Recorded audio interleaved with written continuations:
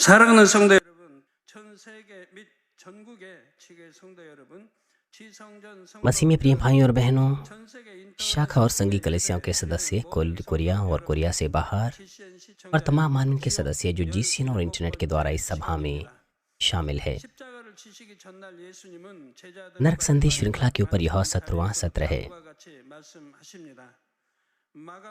क्रूस उठाने के एक रात पहले यीशु ने अपने शिष्यों के साथ अंतिम भोज किया और उसने इस तरह से अपने चेलों से कहा।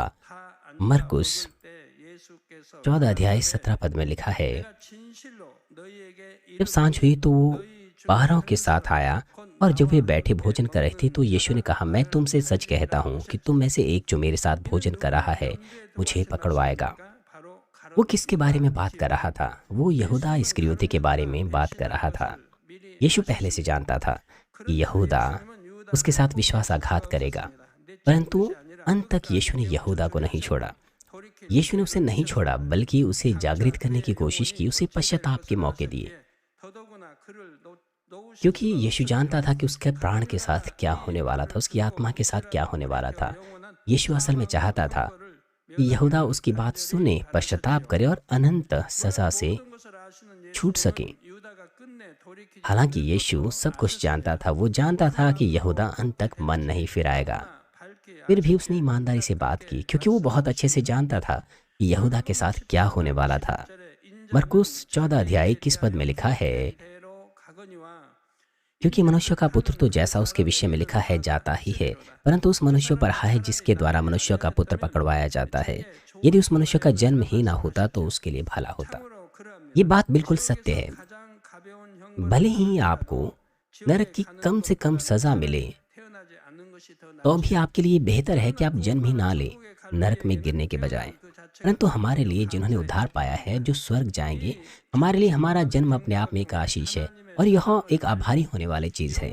मनुष्य जुताई में इस छोटी सी अवधि के समय में हम परमेश्वर के प्रेम को समझ पाते हैं। बिना किसी आंसू दुख दर्द के अनंत महिमा हम स्वर्ग के राज्य में प्रवेश करेंगे। इसलिए हम कितने धन्य हैं। प्रिय भाई और बहनों, आप इस बारे में सोचिए। अगर आप सो जाते हैं, आपको कुछ याद नहीं रहता है।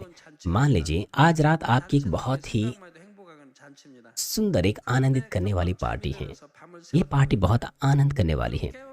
मान लीजिए आप सो जाते हैं, सो जाने के बाद आपसे वो पार्टी छूट जाती है, तो सुबह उठकर आप क्या कहेंगे? क्या आप ये कहेंगे कि अच्छी नींद लेना पार्टी में जाने से बेहतर था? नहीं, बल्कि आपको पछतावा होगा। आपको बहुत पछतावा होगा।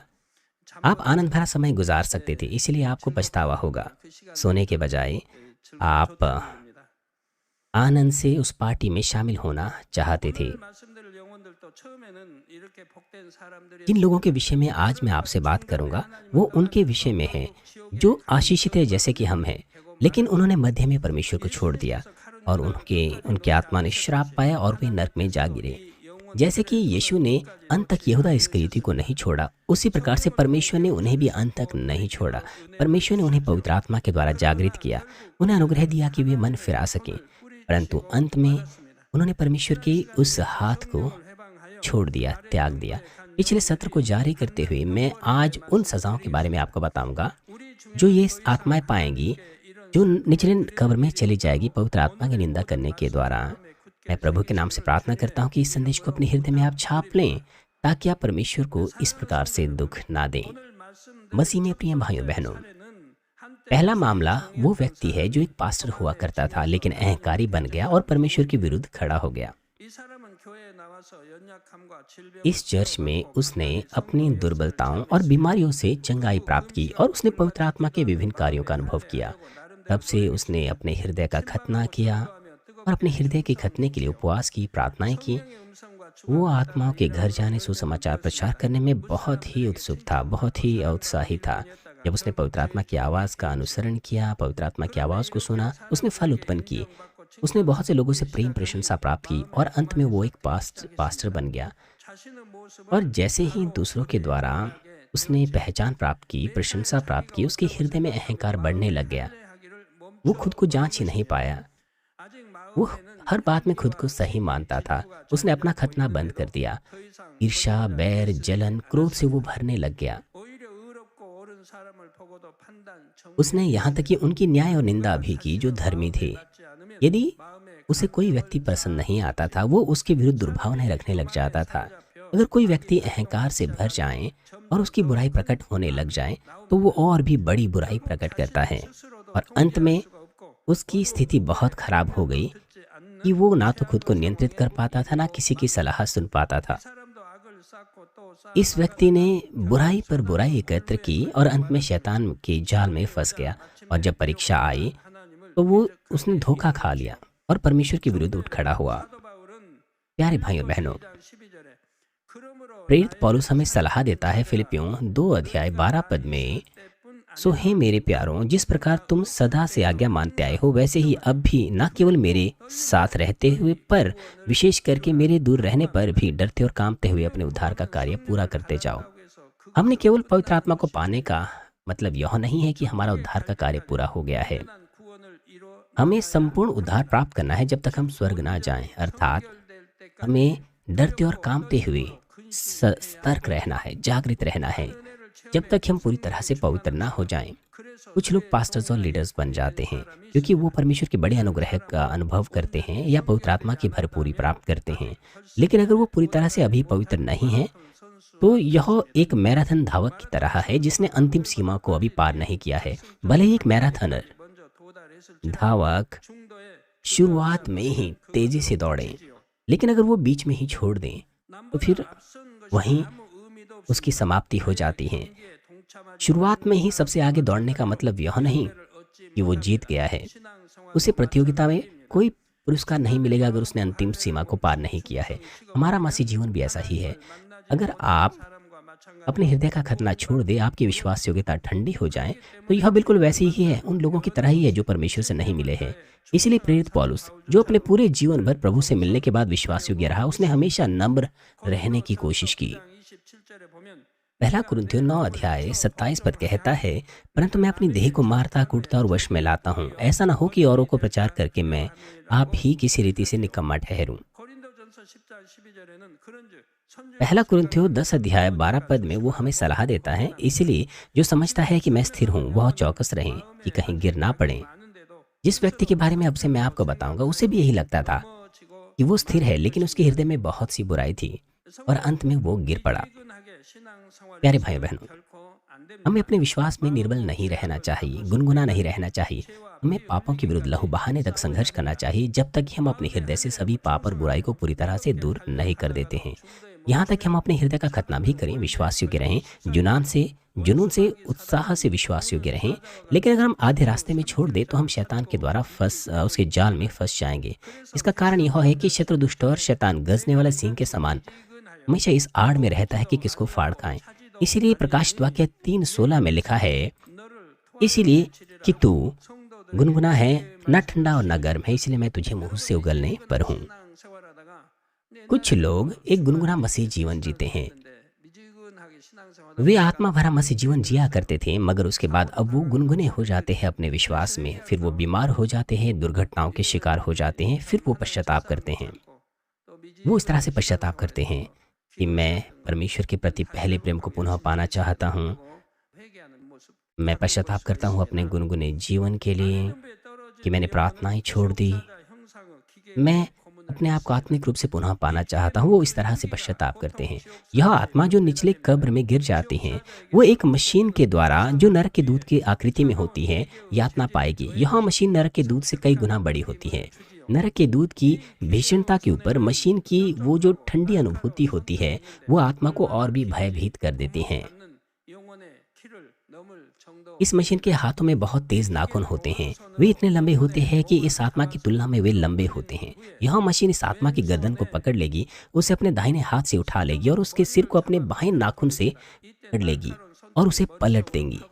इस दौरान उसके सिरे में नुकीली कीलें जो उसमें ठोकी गई है उस आत्मा के सिर में छिद जाएगी, जिससे वो अत्यंत दर्द से पीड़ित होगा और यह आत्मा मशीन से दूर होने का प्रयास करेगी और वो अपने शरीर को झकझोरने की कोशिश करेगी। उसी समय उसकी आंखों के सामने एक वीडियो स्क्रीन सामने आती है और उस स्क्रीन पर उसने अपने संसारिक जीवन में किस तरह के क्षणों का आनंद लिया, वो सब दिखाया जाता है।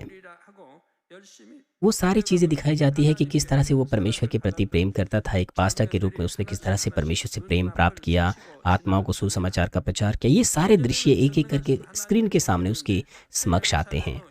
वो सोचता है कि मैं एक पास्टर था, मैं सर्वशक्तिमान परमेश्वर का दास था, मैं नए यरूशलेम की महिमा में रहने की आशा से भरा हुआ था, लेकिन अब मैं नरक में इस सज़ा को पा रहा हूँ। वर्तमान और बीते भूतकाल की ये चीज़ें कितनी अंतर होती हैं इन चीज़ों के बीच में। इस दृश्य को देखकर उसका हृदय अत्यंत पीड़ा से भर जाता है। वो मानसिक तनाव के साथ-साथ शारीरिक दर्द से गुज़रता है।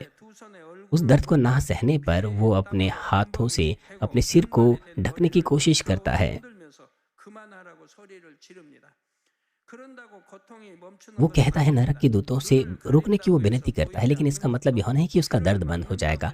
उसकी आँखें बंद करने का मतलब, कानों को बंद करने का मतलब यह नहीं कि वह अंधा या बहरा हो जाएगा।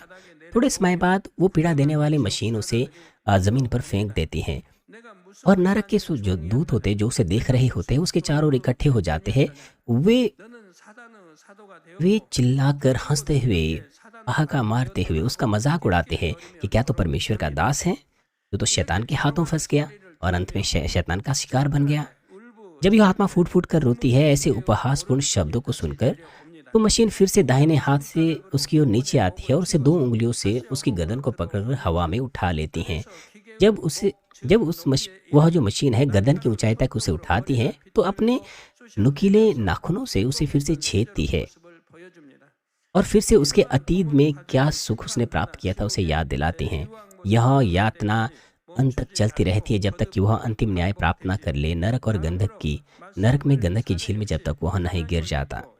और अगला व्यक्ति वो है जिसके बारे में मैं आपको बताने वाला हूँ। वह परमेश्वर के प्रति अति विश्वास योग्य था, लेकिन उसने अपने हृदय का खतना बंद कर दिया। अब वो निचली कब्र में दंड प्राप्त कर रहा है। वो भी एक पादरी था, चर्च के सदस्यों को सिखाता था। कई महत्वपूर्ण कर्तव्य उसके पास थे।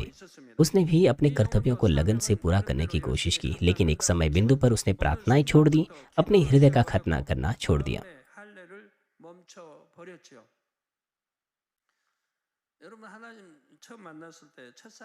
आप में से हर व्यक्ति, कृपया आप उस क्षण को याद कीजिए जब आप पहली बार परमेश्वर से मिले थे। परमेश्वर के प्रति आपके अंदर वो पहला प्रेम था, जब आप आत्मा से भरे थे, जब पवित्र आत्मा की प्रेरणा आपने प्राप्त की थी। आप उन क्षणों को याद कीजिए कि आप कितने खुश थे। आप खुश थे, आप प्रार्थना करते थे, अलग अलग सभाओं में आने में आपको खुशी होती थी, आपको सेल ग्रुप मीटिंग में आना आनंदित महसूस होता था, आपको खुशी महसूस होती थी। आप अपने होंठ खोलते थे, परमेश्वर की गवाही देते थे, अपनी गवाही आप देते थे। चर्च आना आपको बहुत अच्छा लगता था, आप परमेश्वर की स्तुतियाँ गाया करते थे। लेकिन एक समय बिंदु पर आपका ये जो आनंद है वो खत्म होने लग गया। जब से आपने संसार पर दृष्टि करनी शुरू की, आपको लगता था कि आपने सब बातें दूर कर दी हैं, मगर फिर से आपने धोखा खाया, संसार से प्रेम करने लग गए और फिर अंधकार की ताकतों ने आपके हृदय और विचारों को अपने वश में करना शुरू कर दिया और आपने परिपूर्णता खो दी। आप में से हर व्यक्ति कुछ ऐसा है जिसमें लोगों को हमेशा जन्म से ही बड़ा आनंद आता है। जन्म से ही उन्हें बड़ा आनंद आता है इस चीज़ में, और वो क्या है? वो है खाना। चाहे आप एक बच्चे हो, एक छात्र हो, एक वयस्क हो, आपको खाना खाने में हमेशा खुशी होती है। आपकी भूख जाने के समय जब आपको जुकाम और बुखार होता है, उस समय को छोड़ जब आप खाना खाते हैं आपको कितनी खुशी होती है। और ये कितना अच्छा होगा कि आप अगर हमेशा खुश रहें परमेश्वर के प्रति विश्वास योग्य होने के द्वारा भी। यदि आपने ऐसा किया है तो आप पहले से संपूर्ण आत्मा में आ चुके हैं। और मैं सोचता हूँ कि आप में से हर व्यक्ति को खाना खाते वक्त खुशी होती होगी। आपको बड़ा आनंद आता होगा खाना खाने में। वास्तव में इस व्यक्ति के अंदर हृदय में धन का लोभ था, लालच था, लेकिन उसने एहसास ही नहीं किया कि उसके हृदय में ऐसी बुराई है।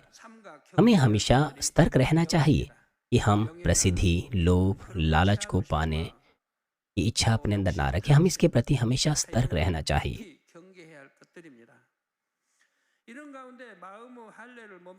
उसने अपने हृदय का खतना बंद कर दिया। आप में स्वभाव जहरीले मशरूम के समान उसके हृदय में बढ़ते गए, उसके हृदय में बढ़ते गए, उसकी जानकारी के बगैर ही। और शैतान के कार्यों को जब उसने स्वीकार किया तो उसने चर्च में हस्तक्षेप करना शुरू कर दिया।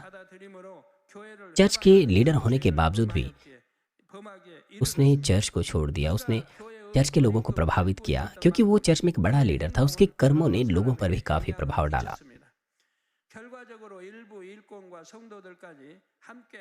अंत में उसने दूसरे चर्च के कार्यकर्ताओं और चर्च के दूसरे लीडर्स को भी परमेश्वर के विरुद्ध होने के लिए उकसाया। इसकी वजह से उसके गुनाहों की सजा और भी भारी हो गई। जब वो निचली कब्र में गिरता है भविष्य में, तो उसे एक लकड़ी के खंभे से बांधा जाएगा उसकी सजा के लिए, जो यहूदा इस्करियोती की तरह क्रूस पर लटकने से थोड़ा कम है। वो इस तरह से बांधा जाता है कि वो अपने हाथों पैरों को नहीं हिला पाता है। और नरक के दूत उसे एक वीडियो दिखाते हैं जो उसके जीवन की इस धरती पर खुशी के पलों के विषय में होता है, जब वो एक प्रभु के दास के रूप में बहुत जुनून से भरा हुआ था।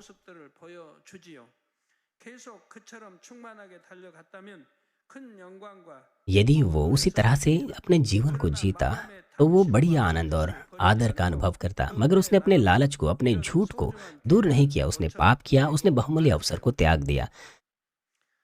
उसे यह वीडियो इस वजह से दिखाया जाता है ताकि उसे वर्तमान की उस यातना भरी स्थिति को याद दिलाया जा सके, ताकि वो बीते समय में जो उसने बुरे विकल्प या गलत विकल्प चुने उसके विषय में वो पछता सके, जिसका कोई फायदा नहीं। अर्थात उसे यह मानसिक दर्द देने के लिए है। जब प्रत्येक दृश्य उसकी खुशनुमा वितिकाल के बारे में दिखाया जाता है, तो नरक का दूत कहता है कि तेरे लालच ने इस तरह का फल उत्पन्न किया है। फिर एक काला फल ऊपर से उसके ऊपर नीचे गिरता है। जहां पर उसे बांधा जाता है, उसकी सीलिंग से, अर्थात उसकी छत से गोल दिखने वाले फल के समान कुछ चीज लटकी रहती हैं। ये फलों के समान ये जो चीज है, ये वो आत्माएं हैं जो उसके साथ एक हो गई थी निचली कब्र में गिरने के लिए, जिन्होंने उसके साथ एक होकर के बुराई की। उनके केवल सिर है जो उनकी धड़ों से अलग किए गए हैं, जो उस सीलिंग पर लटके रहते हैं। जब हम सुसमाचार का प्रचार करते हैं, हम सुसमाचार के फलों को उत्पन्न करते हैं। वह आत्माएं हमारे साथ होती है जो स्वर्ग में चली जाएगी। उसी प्रकार से ये वो आत्माएं हैं जो उस पेड़ के ऊपर लटकाई गई हैं। ये वो आत्माएं हैं जो उसके साथ उसका अनुसरण करते हुए नरक में गिर गई। उसने अपने लालच का अनुसरण किया और उन आत्माओं को भी अपने साथ शामिल किया कि वो भी उसके साथ आकर बुराई करे, और अंत में वो नरक में जा गिरे। जैसे कि नरक का दूत कहता है कि तुम्हारे लालच ने ये फल उत्पन्न किया है। ये एक प्रकार का उसे सिग्नल देना है। अर्थात सिग्नल का मतलब है, जैसे ही नरक के दूत ऐसा कहते हैं, वैसे ही वो सिर ऊपर से गिरकर उसके ऊपर गिरता है। बाइबल कहती है कि अंधा व्यक्ति अगर अंधे की अगुवाई करे तो दोनों ही गड्ढे में गिरते हैं। इसका मतलब है कि वे दोनों ही नरक में जाएंगे। कुछ लोग चर्च में आते हैं, सुसमाचार का प्रचार, मेरा मतलब है वो सुनते हैं, इस तरह से वो अनुग्रह प्राप्त करते हैं और वो अंगीकार करते हैं कि जब सबसे पहले वो चर्च में आते थे, उन्हें संदेश समझ नहीं आता था। उन्होंने चिन्ह और चमत्कारों की अफवाहें सुनी। उन्होंने सुना कि यह चर्च बहुत अच्छा है। जब वो इस चर्च में आए तो उन्हें संदेश बहुत मुश्किल लगने लग गया। लेकिन जब उन्होंने सुनना शुरू किया तो किसी समय बिंदु पर उन्होंने वचनों को समझना शुरू कर दिया और अंत में उन्हें संदेश शहद से भी मीठा लगने लग गया। और दूसरे लोग इस तरह से अंगीकार करते हैं कि यहाँ के संदेश उनके ज्ञान से बिल्कुल अलग है। शुरुआत में उन्हें उनके विचारों से संदेश बहुत अलग लगता था, इसलिए वो चर्च को छोड़ना तक चाहते थे। मगर कुछ महीनों तक इस चर्च में रहने पर उन्होंने संदेश को सुनना, समझना शुरू किया। फिर उन्होंने एहसास किया कि यही अंतिम सत्य है और उन्होंने पश्चाताप किया वचन का न्याय करने के लिए भी। लेकिन आपको पता होना चाहिए कि आपको परमेश्वर के वचन से चीज़ों की पहचान करनी है। आपको परमेश्वर के वचन से सटीक उत्तर मिलता है। यहाँ पर जो कुछ भी हम सिखाते हैं वो परमेश्वर का वचन है। आप वचन से चीज़ों की पहचान कर सकते हैं, लेकिन लोग वचन को गलत ज्ञान में बिठाने की कोशिश करते हैं, इसलिए उन्हें वचन उनके ज्ञान से अलग लगता है। उदाहरण के लिए, 근데 여기는 방언합니다. उदाहरण के लिए उन्होंने सुना है कि 찾아봐요. अन्य भाषा में प्रार्थना करना गलत है, लेकिन चर्च में हम अन्य भाषा में प्रार्थना करते हैं। आप चर्च में देखिए, मेरा मतलब है आप बाइबल में देखिए, बाइबल में ये परमेश्वर का दान है 전에 듣기에는 초신자나 부르짖고 और बाइबल कहती है कि हमें प्रार्थनाओं में पुकारना है। उन्हें लगता था कि यह तो गलत है, क्योंकि उन्होंने सीखा था 그러니까 이거 내가 잘못 कि केवल नए विश्वासियों को ही पुकारना चाहिए। जिनका विश्वास दृढ़ है उन्हें तो केवल मनन करना चाहिए प्रार्थनाओं में। 사도들도 परंतु इस कलीसिया में उन्होंने सीखा है, 했지요. क्योंकि उन्होंने पिछले बीते समय में इस तरह से सीखा था। लेकिन इस कलीसिया में हर कोई, पास्टर्स, यहाँ तक कि मिसेस बुकनिम ली भी प्रार्थनाओं में पुकारती हैं। 거기다 비교해서 लेकिन आप बाइबल पढ़िए, यहाँ तक कि हमारा प्रभु भी, वो भी प्रार्थनाओं में पुकारता था। हमारी पास्टर्स, यहाँ तक कि हमारे नबी प्रेरित, 주님이 한 वो भी प्रार्थनाओं में पुकारते थे। परमेश्वर ने हमसे कहा है कि हम प्रार्थनाओं में पुकारें। 나 있잖아요. आपको वचन की ज्योति में चीज़ों की पहचान करनी है, मगर कुछ लोग 그렇지 못한 अपने गलत ज्ञान की दृष्टि में या गलत ज्ञान की ज्योति में चीज़ों की पहचान करते हैं। 그나 뭐 결국 안 떠나고 신앙에 서다 보니까 성령의 역사하셔서 लेकिन 깨우쳐 주시고 अच्छी बात यह है कि वो चर्च को छोड़ के नहीं गए, इसलिए पवित्र आत्मा ने उनके लिए कार्य किया। उन्होंने संदेश को फिर अच्छे से समझना शुरू किया। ऐतिहासिक नाटकों में हम उन लोगों को देखते हैं जिनका घोर अत्याचार करने के बाद सर कलम किया गया। उन्हें कभी कभार उनके सिरों को शहर की दीवारों या फाटकों पर लटका दिया जाता था। उनके बाल बिखरे हुए होते थे, उनके चेहरे पर खून लगा हुआ होता था, उनके होठों पर छाले पड़े हुए होते थे, उनकी आंखें अत्यंत दर्द की वजह से चौड़ी हो जाती थी। इन सरों के समान ये सिर जो उस वृक्ष से बांधे हुए होते हैं, जो इस आत्मा के ऊपर गिरते हैं, वो अत्यंत गंभीर दिखते हैं, बहुत डरावने दिखते हैं। वो सिर्फ ऊपर से गिरते ही नहीं हैं, बल्कि वो उस आत्मा के ऊपर चिपक जाते हैं जो वहाँ बांधी होती हैं। पहला जो सिर है वो उसके पैरों को काटता है, दूसरा उसकी बाजू को काटता है। जैसे ही वीडियो स्क्रीन पर दूसरा दृश्य दिखाया जाता है और जैसे ही नर के दूत बोलने लग जाते हैं, दूसरा सिर ऊपर से गिर जाता है और बाद में वो सिर उसके हाथों पैरों, उसके पूरे शरीर पर चिपक जाते हैं। यह आत्मा फिर ऐसे दिखाई देती है जैसे एक पेड़ है जिसमें बहुत से फल लगे हैं, और जैसे ही वह सिर उसे काटते हैं, उनके तेज दांतों से कुछ जहरीला निकलकर उसकी हड्डियों में चला जाता है।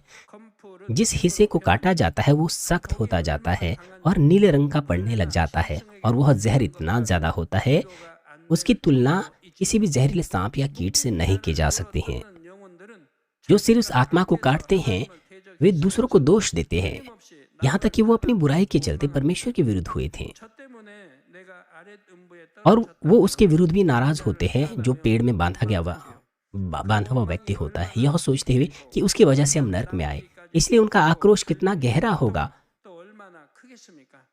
उनके शरीर में उन्हें कितना दर्द महसूस करना पड़ रहा होगा कि उनकी धड़ को सिर से अलग कर दिया गया है। इसलिए उस नाराजगी में वो और भी गहराई से उस आत्मा को काटती हैं। इसलिए अत्यंत गंभीर या तीव्र विष उनसे निकलता है। पेड़ में बधी हुई यह आत्मा अच्छे से जानती है कि ये आत्माएं, और वो स्वयं अपने लालच के चलते इतनी भयानक सजा पा रहे हैं, लेकिन उन्हें पछतावा नहीं होता है, ना ही वो पश्चाताप करते हैं इन चीज़ों से, बल्कि अपनी बुराई के चलते वो परमेश्वर की बुराई करते हैं, शिकायत करते हैं। सजा के दर्द से अभिभूत होकर वो उन सिरों को भी कोसता है जो उसे काटते हैं। प्यारे भाई और बहनों, न्याय जो कुछ बाइबल में लिखा है उसी के अनुसार किया जाएगा, उसमें कोई अपवाद नहीं है। ये बिल्कुल वैसे ही होगा, न्याय बिल्कुल वैसे ही होगा जैसे बाइबल में लिखा है, और यह अंतिम सत्य है। आपको इस बात को अपने ध्यान में रखना है। आप बहाना नहीं बना सकते हैं ये कहकर कि संसार तो बहुत बुरा है, पाप से धावित है, इसीलिए मैंने पाप कर दिया। वो नहीं चलेगा। क्योंकि दूसरे लोग नरक जा रहे हैं तो क्या आप भी नरक जाएंगे? नहीं। क्योंकि दूसरे लोग पाप कर रहे हैं तो क्या आप भी पाप करेंगे? नहीं। हम जानते हैं यह चर्च आत्मिक संसार के बारे में, स्वर्ग और नरक के बारे में बहुत साफ रूप से जानता है। बहुत चिन्हों और चमत्कारों के द्वारा हम जानते हैं कि बाइबल सत्य है, इसलिए हम उस तरह का जीवन कभी नहीं जी सकते हैं।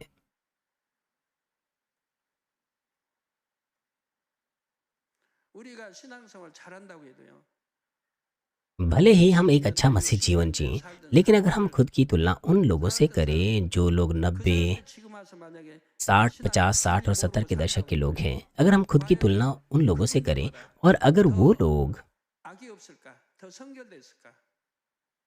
अगर हम अपनी तुलना उनसे करें तो क्या आप उनसे अधिक पवित्र हैं?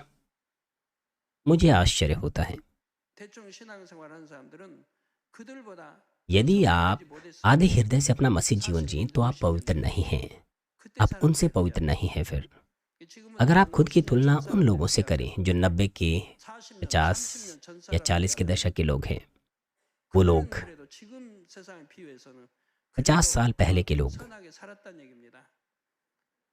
50 साल के लोगों की तुलना अगर आज के लोगों से की जाए, उन्होंने बहुत अच्छा जीवन जिया। वो चोरी नहीं करते थे, वो दूसरों की संपत्ति का लालच नहीं करते थे।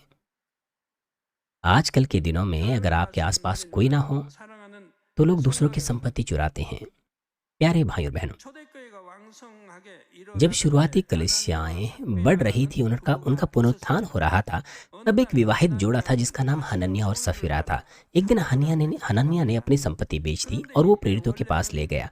सबसे पहले उसने कहा था कि वो सब कुछ दे देगा, मगर बाद में उसने अपना मन बदल दिया और उसमें से कुछ छिपा दिया।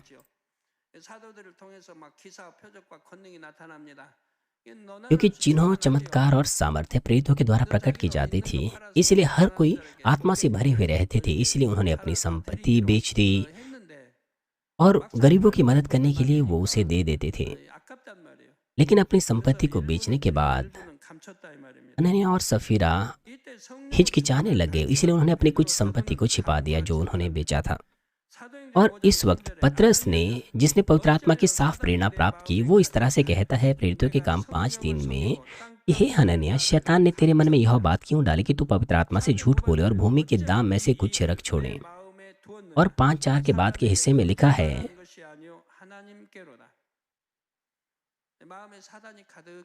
कि तूने यह बात अपने मन में क्यों विचारी, तूने मनुष्यों से नहीं परंतु परमेश्वर से झूठ बोला है। वो कहता है कि शैतान ने उसके मन को भर दिया है और उसने परमेश्वर को धोखा दिया है, परमेश्वर से झूठ बोला है।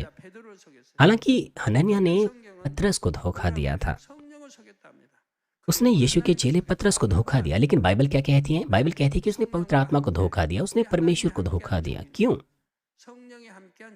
क्योंकि पतरस वो दास था जो पवित्र आत्मा के साथ, परमेश्वर के साथ एक था, क्योंकि पवित्र आत्मा उसके साथ रहता था। इसलिए आपको इस बात को अपने ध्यान में रखना है।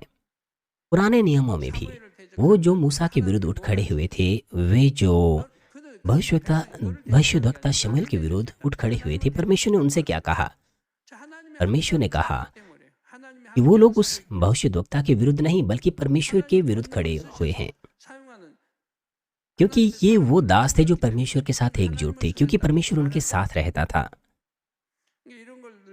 और उन्होंने क्योंकि परमेश्वर के जन को धोखा दिया, तो असल में उन्होंने परमेश्वर को धोखा दिया। इसलिए ऐसे लोग हैं, ये बिल्कुल ऐसे है जैसे परमेश्वर और पवित्र आत्मा को धोखा देना। भले ही आप मुझे धोखा देने की कोशिश करें तो धोखा मैं नहीं खाऊंगा, मैं केवल दिखावा करता हूं कि मुझे पता ही नहीं है। क्या मैं आपके साथ वाद विवाद करूंगा, बहसबाजी करूंगा? क्या मैं आपको क्रोध करूंगा? नहीं, मैं चुप हो जाता हूं जैसे मानो मुझे पता ही नहीं है। लेकिन परमेश्वर मेरे लिए कार्य करता है कि मुझे किसी न किसी से पता चल जाता है कि उसने मुझे धोखा दिया है। परमेश्वर इस तरह से कार्य करता है और जब मुझे यह सुनने को मिलता है तो मुझे बड़ा दुख होता है। यह सुनकर हनन्याह गिर गया और उसने अपना प्राण छोड़ दिया। उन्होंने मनुष्यों को नहीं धोखा दिया बल्कि पवित्र आत्मा को धोखा दिया, जो कि एक गंभीर पाप था, और उसका प्राण छूट गया। इसका मतलब है कि उसने उद्धार नहीं पाया। और 3 घंटे बाद हनन्याह की पत्नी सफीरा भी प्रेरित के पास गई और उसने भी उस गंभीर, उस पीड़ादायक मृत्यु का सामना किया, क्योंकि उसने भी अपने पति के समान ही उस प्रेरित के साथ धोखा दिया। अपने पति के समान ही सफीरा भी झूठ बोलने में अच्छी थी। उसने भी झूठ बोलने की कोशिश की, धोखा देने की कोशिश की। हनन्याह और सफीरा अवश्य ही विश्वास योग्य कार्यकर्ता रहे होंगे जो पवित्र आत्मा से भरे हुए थे। इस बात को हम इस चीज से देख सकते हैं कि चर्च को देने के लिए उन्होंने अपनी संपत्ति बेच दी थी, मगर समस्या यह है कि धीरे धीरे करके उनकी आत्मा की परिपूर्णता ठंडी पड़ती गई, और जब उन्होंने पवित्र आत्मा की परिपूर्णता खो दी तो उनके हृदय में लालच उत्पन्न हो गया। उनका हृदय इतना साहसी हो गया कि उन्होंने पाप तक कर दिया, यहाँ तक कि उन्होंने प्रेरितों को भी झूठ बोला।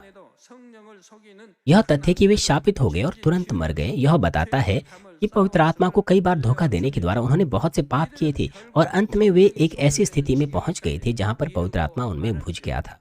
प्यारे भाई और बहनों, कोई भी पवित्र आत्मा की भरपूरी में मेहनत से कार्य कर सकता है और स्वेच्छा से काम कर सकता है, लेकिन अगर आप अपने हृदय का खतना ना करें तो ऐसे में आपके लिए आसान हो जाता है कि आपका जुनून ठंडा पड़ जाता है और आपकी परिपूर्णता खो जाती है। 충만함이 식어버리기가 쉽습니다.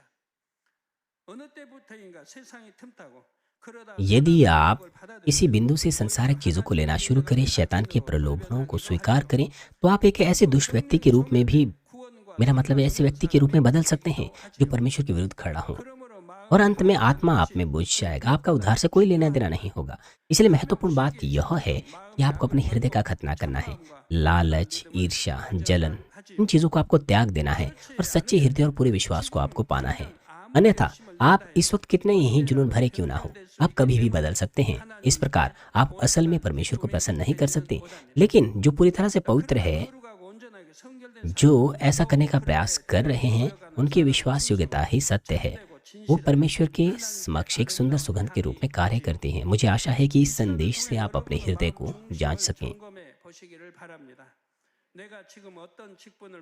केवल यह देखने के द्वारा कि आपके पास चर्च में किस तरह के कार्य हैं, किस तरह के कर्तव्य हैं, मैं आशा करता हूं कि आप स्वयं से यह पूछें कि मेरा हृदय परमेश्वर के सदृश कितना बन गया है।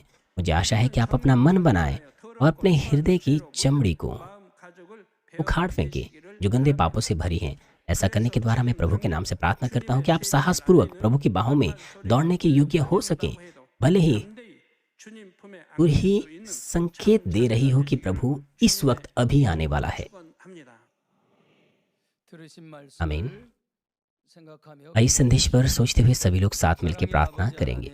오늘은 아버지 지옥 17번째 귀한 말씀을 들었습니다. 성령의 해방은 사하심을 얻지 못하고 성령을 거역해도 오는 세상과 아버지 모든 것을 사심을 얻지 못한다 말씀했습니다. 아버지 하나님 두렵고 떨림으로 구원을 이루게 하시고 악은 모여나 벗어버리고 참마음과 온전한 믿음을 이룰 수 있는 우리 모두가 되게 도와 주옵소서. 한때 충만함을 얻었다 할지라도 아버지 끝까지 변개함 없이 믿음 가운데 달려갈 수 있는 우리 모두가 되기를 원합니다.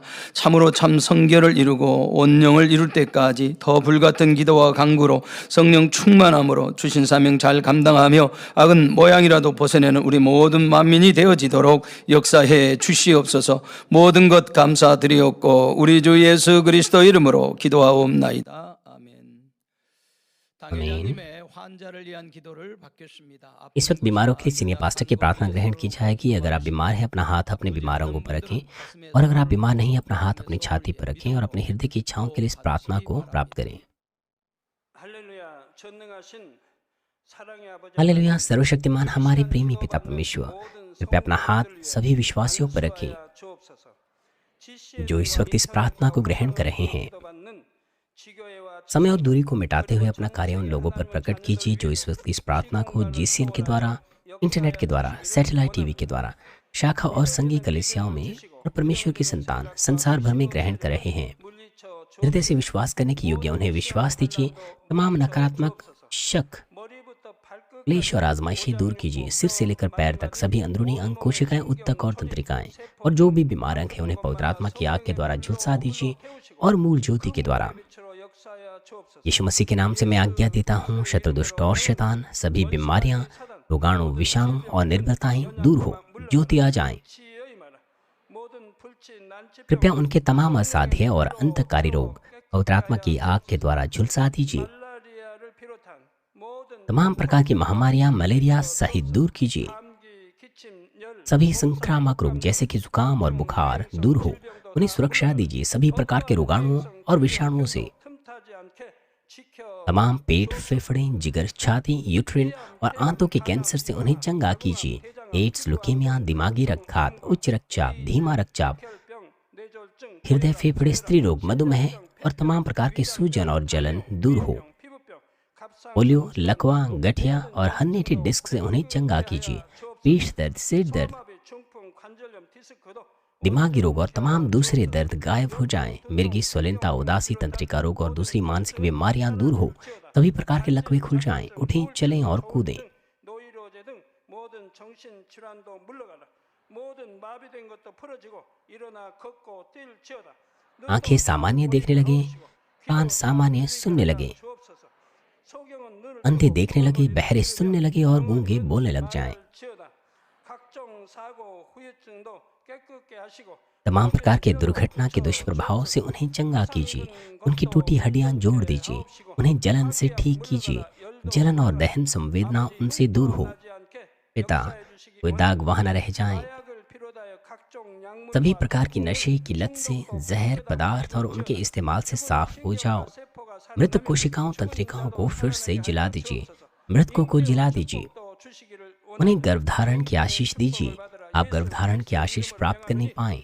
यीशु मसीह के नाम से मैं आज्ञा देता हूँ, शत्रु दुष्ट और शैतान, हवाओं के सामर्थ्य के शासक, स्वर्गीय स्थानों की बुराई की सेनाएं और उनके दास दूर हो। बुरी, अशुद्ध, झूठी, धोखे की और अलग करने वाली आत्माएं और अंधकार के तमाम बल दूर हो। दुष्टता के तमाम बंधन खुल जाएं, अंधकार दूर हो, ज्योति आ जाएं। पिता परमेश्वर, उन्हें ताकत दीजिए कि वे प्रार्थनाओं में पुकारें, पापों को दूर करने की उन्हें सामर्थ दीजिए और वे पवित्र हो जाएं। जब उनका प्राण समृद्ध होता है, सब बातों में वे भले चंगे रहें और उनके परिवारों में भी सुसमाचार का प्रचार किया जाए। उन्हें सुरक्षा दीजिए सभी दुर्घटना और विपत्तियों से पूरे सप्ताह भर, और आशीष दीजिए कि एक समृद्ध जीवन बिना किसी समस्या के वे जी सकें। पवित्र आत्मा की अग्नि में बाड़े में स्वर्गीय सेना स्वर्गदूतों और अपनी धधकती आंखों के द्वारा अपने सभी बच्चों को, उनके घर, कार्यशाला और व्यापारों को सुरक्षा दीजिए।